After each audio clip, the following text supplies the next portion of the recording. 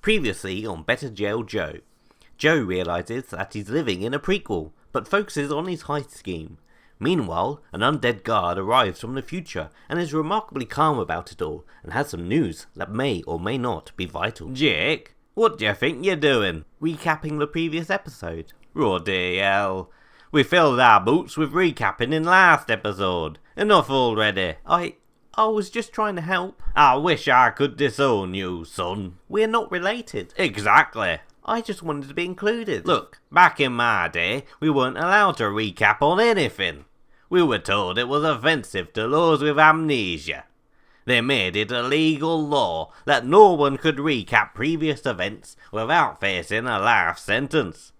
These sentences about life were so profound that anyone that heard one would be so amazed they wouldn't be able to function properly. It was both a blessing and a curse, but most of us decided it wasn't worth the risk and didn't recap anyone about anything ever again.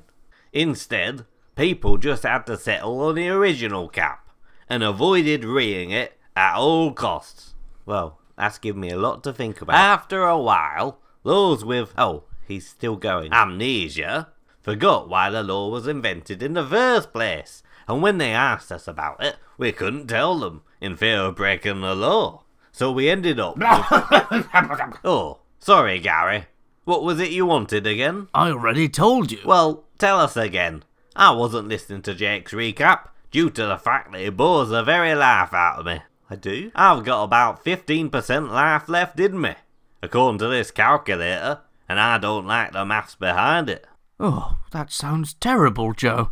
I'm so sorry. But, tell you what, you know what'll cheer you up? What? Some vital, urgent, surprising, life-saving, mind-shattering, important news. You've had some classic Garry the Guard news all this time? Of course. Well, why didn't you say so? I did say so. I know so. I know you know, Joe, so... Do I know so? No! So! Oh.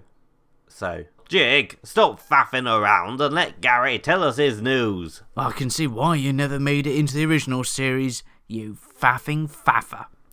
I'll be quiet now.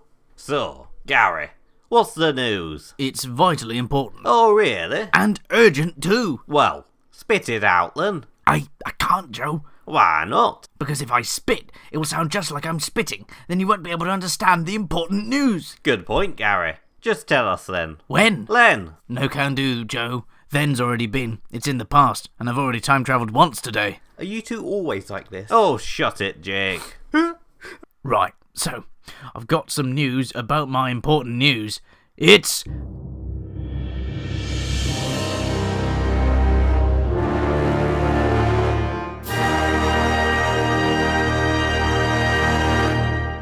not actually news. What? It's actually just a warning. A warning? A vitally important warning. Oh, really? Please don't start that again. Just tell us. You see, I have a warning from the future. Ooh.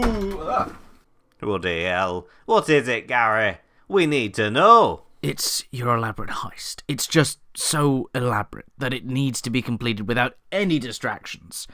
And ideally, you should have been getting on with it at least 2 episodes ago. So, I must warn you. Well, warn us then. I must warn you.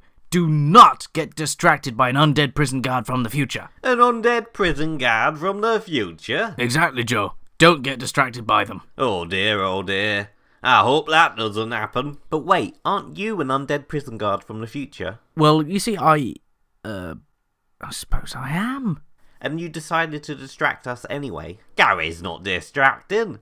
He's a delight. Exactly. I'm sure the warning's about some other undead prison guard from the future. Joe, how many undead prison guards from the future do you know? Just the one. And who's that? Garry the Guard. Oh. Ah, crumbs.